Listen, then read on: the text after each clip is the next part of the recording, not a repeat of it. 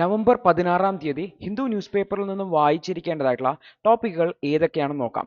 അതിൽ ആദ്യത്തേത് ബക്കോയിൽ നടക്കുന്ന COP29മായി ബന്ധപ്പെട്ടുള്ള വാർത്തയാണ്. India says climate finance is not an investment goal എന്നുള്ളതാണ്. പേജ് 1-ൽ തന്നെയുള്ള വാർത്തയാണ്. അപ്പോൾ ഈ ഒരു ക്ലൈമറ്റ് ഫിനാൻസ് അല്ലെങ്കിൽ ഈ ഒരു ക്ലൈമറ്റ് ഫിനാൻസുമായി ബന്ധപ്പെട്ട കാര്യങ്ങളിൽ അത് പ്രത്യേകിച്ചും ഡെവലപ്ഡ് കൺട്രീസ് അവരുടെ ഒരു ഇൻവെസ്റ്റ്മെന്റ് അജണ്ട രീതിയിലാണ്. അവർക്ക് ചെറിയൊരു സോഫ്റ്റ് ലോൺ കൊടുക്കുന്ന പോലെയൊക്കെയാണ് നോക്കുന്നത്. അത്തരത്തിലല്ല ഈ ഒരു ക്ലൈമറ്റ് ഫിനാൻസിനെ നോക്കേണ്ടതായിട്ടുള്ളത്. അത് ഈ ഒരു ഡെവലപ്ഡ് കൺട്രീസ് അവർ ചെയ്തിട്ടുള്ള ആ ഹിസ്റ്റോറിക്കൽ ആയിട്ടുള്ള ഒരു അൺജസ്റ്റിസിനെ മീറ്റ് ചെയ്യാൻ വേണ്ടിയിട്ടാണ് എന്നുള്ള രീതിയിലാണ് ഇന്ത്യയുടെ വാദം വരുന്നതായിട്ടുള്ളത്. രണ്ടാമത്തത് central law to tackle crimes against health workers not needed എന്ന് പറഞ്ഞിട്ടുള്ള ഒരു വാർത്തയാണ്. അപ്പോൾ അതിനുവേണ്ടി ഒരു നാഷണൽ ടാസ്ക് ഫോഴ്സിനെ കൺസ്റ്റിറ്റ്യൂട്ട് ചെയ്യുന്നതിനും അതുമായി ബന്ധപ്പെട്ട ഡീറ്റെയിൽസ് എന്താണ് ഇവരുടെ വിശദാംശങ്ങൾ തുടങ്ങിയിട്ടുള്ള കാര്യങ്ങളാണ്. അപ്പോൾ ഹെൽത്ത് വർക്കേഴ്സിനെതിരെ ഒരു ഡെഡിക്കേറ്റഡ് ആയിട്ടുള്ള ലോ വേണോ വേണ്ടയോ എന്നുള്ളതിനെ സംബന്ധിച്ചുള്ള ഡിസ്കഷൻ നമുക്ക് ആ ഒരു ന്യൂസിൽ കാണാൻ വേണ്ടി പറ്റും എന്നുള്ളതാണ്.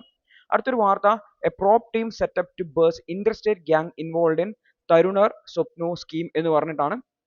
അപ്പോൾ എന്താണ് ഈ ഒരു തരുണോർ സ്വപ്നോ സ്കീം, എന്താണ് അതിൽ ഇൻഡസ്ട്രിയേറ്റ് ഗ്യാങ്ങുകൾ ഇൻവോൾവ് ആയിട്ടുള്ളത്, പ്രത്യേകിച്ചും ഇത്തരത്തിലുള്ള സ്കീമുകളുമായി ബന്ധപ്പെട്ട കാര്യങ്ങളാണ് നോക്കാൻ പറ്റുന്നത്. അതിനെ അന്വേഷിക്കാൻ ഒരു ഗ്യാങ്ങിനെ ഒരു ടീമിനെ സെറ്റപ്പ് ചെയ്തിട്ടുണ്ട്. അപ്പോൾ എന്താണ് ഈ ഒരു തരുണോർ സ്വപ്നോ സ്കീം എന്നുള്ളതാണ് ഓർത്തു വയ്ക്കേണ്ടതായിട്ടുള്ളത്. അടുത്തൊരു വാർത്ത, എ റിസൗണ്ടിങ് വിക്ടറി എന്നുള്ളതാണ്. ശ്രീലങ്കയിൽ റീസെന്റ് ആയിട്ട് നടന്ന പാർലമെന്ററി ഇലക്ഷനുമായി ബന്ധപ്പെട്ട് വന്നിട്ടുള്ള എഡിറ്റോറിയൽ ആണ്. ഈ എഡിറ്റോറിയൽ എന്താണ് അവിടുത്തെ ശ്രീലങ്കൻ ജനങ്ങൾ പ്രതീക്ഷിക്കുന്നത്, എന്തായിരുന്നു അവിടുത്തെ ഭരണത്തിലേറിയ പാർട്ടി അവരുടെ പ്രഖ്യാപനങ്ങൾ തുടങ്ങിയിട്ടുള്ള കാര്യങ്ങളാണ് നോക്കുന്നത്. പ്രത്യേകിച്ചും ശ്രീലങ്കയുടെ ആഭ്യന്തര വിഷയങ്ങളാണ്. ബട്ട് ഒരു ബ്രീഫ് ഐഡിയ കിട്ടാൻ വേണ്ടിയിട്ട് എഡിറ്റോറിയൽ സഹായിക്കും എന്നുള്ളതാണ്. അടുത്തൊരു വാർത്ത, അലിഗഡ് മുസ്ലിം യൂണിവേഴ്സിറ്റിക്ക് മൈനോറിറ്റി സ്റ്റാറ്റസുമായി ബന്ധപ്പെട്ടുള്ളതാണ്. ഓൾറെഡി ഈ ഒരു ടോപ്പിക് നമ്മൾ പല പ്രാവശ്യം കറണ്ട് അഫയേഴ്സ് അനാലിസിസിൽ ഡിസ്കസ് ചെയ്തിട്ടുള്ളതാണ്. Universities are different from religious institutions എന്ന് പറഞ്ഞിട്ടുള്ള എഡിറ്റോറിയൽ ആണ്. അപ്പോൾ ഈ ഒരു റിലീജിയസ് ഇൻസ്റ്റിറ്റ്യൂഷൻ ടാഗ് നൽകരുത് യൂണിവേഴ്സിറ്റികൾക്ക് എന്ന് പറഞ്ഞുകൊണ്ടാണ്.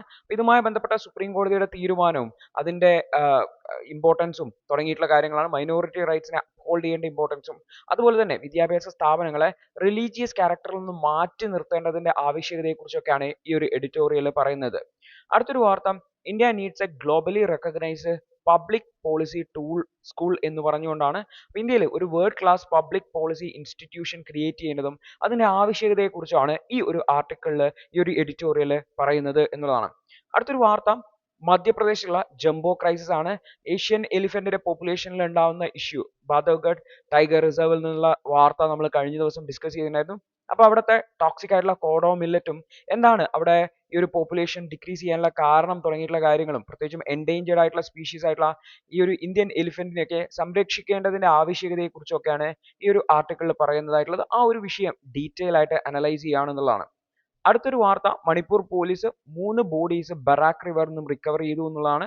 അപ്പോൾ ഈ ഒരു മണിപ്പൂരിൽ ഓൾറെഡി എത്നിക് കോൺഫ്ലിക്റ്റ് ഒക്കെ നടക്കുന്ന സ്ഥലമാണ്. അപ്പോൾ ഇവിടെ ബറാക്ക് റിവർ ആണ് നമുക്ക് ഇമ്പോർട്ടൻ്റ് ആയിട്ടുള്ളത്. എവിടെയാണ് ബറാക്ക് റിവർ, അതിന്റെ ഡീറ്റെയിൽസ് തുടങ്ങിയിട്ടുള്ള ബേസിക് ഡീറ്റെയിൽസ് പ്രത്യേകിച്ച് ജിയോഗ്രഫി റിലേറ്റഡ് ആയിട്ട് ബറാക്ക് റിവറിനെ മനസ്സിലാക്കാൻ വേണ്ടി ശ്രമിക്കാം. അടുത്തത്, Q2 indicators suggest study momentum, Moody's rating ആണ്. മൂഡി എന്ന് പറഞ്ഞു കഴിഞ്ഞാൽ ഒരു പ്രൈവറ്റ് ഏജൻസിയാണ് റേറ്റിംഗ്സ് നൽകുന്ന. അപ്പോൾ എക്കണോമീന്റെ മൊമെന്റത്തെ അനലൈസ് ചെയ്തുകൊണ്ടാണ് അവരൊരു സ്റ്റഡി മൊമെന്റം ഉണ്ട് എന്നുള്ളത് Q2 ഡാറ്റ വെച്ച് പറയുന്നിട്ടുള്ളത്. അപ്പോൾ എന്താണ് മൂഡീസ് ഒബ്സർവേഷൻ, ഇന്ത്യൻ എക്കണോമിയെ എങ്ങനെയാണ് പ്രൊജക്ട് ചെയ്യുന്നത്, ഇന്ത്യൻ എക്കണോമിയുടെ നിലവിലെ സാഹചര്യത്തെ എങ്ങനെയാണ് മൂഡീസ് നോക്കിക്കാണുന്നതെന്നാണ് ഈ ഒരു ആർട്ടിക്കിളിൽ പറയുന്നതായിട്ടുള്ളത്. അടുത്ത 2 വാർത്തകൾ ഓൺലൈനിൽ നിന്നുള്ളതാണ്, ഹിന്ദുവിന്റെ ഡിജിറ്റൽ എഡിഷനിലുള്ളതാണ്, ന്യൂസ് പേപ്പർ എന്നുള്ളതല്ല. IIT Kharagpur led study says tropical rainforest could survive global warming എന്നുള്ളതാണ്. അതായത് ട്രോപ്പിക്കൽ റെയിൻ ഫോറസ്റ്റുകളെ എങ്ങനെയാണ് ഗ്ലോബൽ വാർമിങ്ങിനെ ഫൈറ്റ് ചെയ്യാൻ വേണ്ടി സഹായിക്കുന്നത് എന്നതിനെ സംബന്ധിച്ച് വന്നിട്ടുള്ള ആർട്ടിക്കിൾ ആണ്. അപ്പോൾ എന്താണ് ഈ ഒരു ട്രോപ്പിക്കൽ റെയിൻ ഫോറസ്റ്റുകളുടെ പ്രാധാന്യം, അവ എങ്ങനെയാണ് ഈ ഒരു ഗ്ലോബൽ വാർമിങ്ങിനെ അല്ലെങ്കിൽ ക്ലൈമറ്റ് ചേഞ്ചിനെ റെസിസ്റ്റ് ചെയ്യാൻ വേണ്ടിയിട്ട് സഹായിക്കുന്നതെന്നാണ് ഈ ഒരു ഓൺലൈൻ ന്യൂസിൽ പറയുന്നതായിട്ടുള്ളത്. അടുത്തൊരു വാർത്ത, SBI, HDFC bank, ICICI bank തുടങ്ങിയിട്ടുള്ള ബാങ്കുകൾ RBIയുടെ 2024 list of domestically systematically important bank, DSIBs എന്ന് വിളിക്കും. അതായത് ഇന്ത്യയിലെ പ്രധാനപ്പെട്ട കുറച്ച് ബാങ്കുകളുടെ ഒരു ഗ്രൂപ്പാണ് ഡൊമസ്റ്റിക്കലി ഇമ്പോർട്ടന്റ് ആയിട്ടുള്ള. ആ ഗ്രൂപ്പിൽ ഈ ബാങ്കുകൾ പെട്ടു എന്നുള്ളതാണ്, ഉൾപ്പെടുത്തിയിട്ടുണ്ട് എന്നുള്ളതാണ്. അപ്പോൾ എന്താണ് RBIയുടെ ഡൊമസ്റ്റിക് സിസ്റ്റമാറ്റിക്കലി ഇമ്പോർട്ടന്റ് ബാങ്ക്സ്, എന്തിനാണ് ഇങ്ങനെ ഒരു ക്ലാസിഫിക്കേഷൻ, എന്താണ് അതിന്റെ ആവശ്യകത, എന്നുള്ളതിനെ കുറിച്ചൊക്കെ നമുക്ക് മനസ്സിലാക്കാൻ വേണ്ടിയിട്ടും ആ ഒരു വാക്ക് ഇമ്പോർട്ടൻ്റ് ആണ്. അതുമായി ബന്ധപ്പെട്ട കാര്യങ്ങൾ ബേസിക് ആയിട്ട് മനസ്സിലാക്കുക എന്നുള്ളതാണ്. അപ്പോൾ ഇത്രയും ടോപ്പിക്കുകളാണ് നമുക്ക് ഇന്നേ ദിവസം ഡിസ്കഷൻ ആയിട്ടുണ്ടായിരുന്നത്. ഇത്തരത്തിൽ എല്ലാ ദിവസവും രാവിലെ വായിക്കേണ്ടതായിട്ടുള്ള ടോപ്പിക്കുകളെ സംബന്ധിച്ച് ഈ ഒരു വീഡിയോ നിങ്ങൾക്ക് യൂസ്ഫുൾ ആവുന്നുണ്ടെങ്കിൽ തീർച്ചയായിട്ടും നിങ്ങളുടെ അഭിപ്രായം കമന്റുകളായിട്ട് രേഖപ്പെടുത്തുക. ഇത്തരത്തിലുള്ള വീഡിയോസ് തുടർച്ചയായിട്ട് തുടരുന്നതിന് ശ്രമിക്കുന്നതാണ്. ഈ ഒരു ടോപ്പിക്കുകളുടെ ഡീറ്റെയിൽ ആയിട്ടുള്ള അനാലിസിസുമായിട്ട് വൈകുന്നേരം കറണ്ട് അഫയേഴ്സ് അനാലിസിസ് ഉണ്ടാവും. തീർച്ചയായിട്ടും അനാലിസിസ് കണ്ട് ഈ ഒരു വിഷയത്തെക്കുറിച്ച് കൃത്യമായിട്ട് മനസ്സിലാക്കാൻ വേണ്ടി ശ്രമിക്കുക. അതിനു മുൻപേ ന്യൂസ് പേപ്പർ വായിച്ച് ഈ ഒരു വിഷയം മനസ്സിലാക്കാൻ വേണ്ടിയിട്ട് ശ്രമിക്കുക.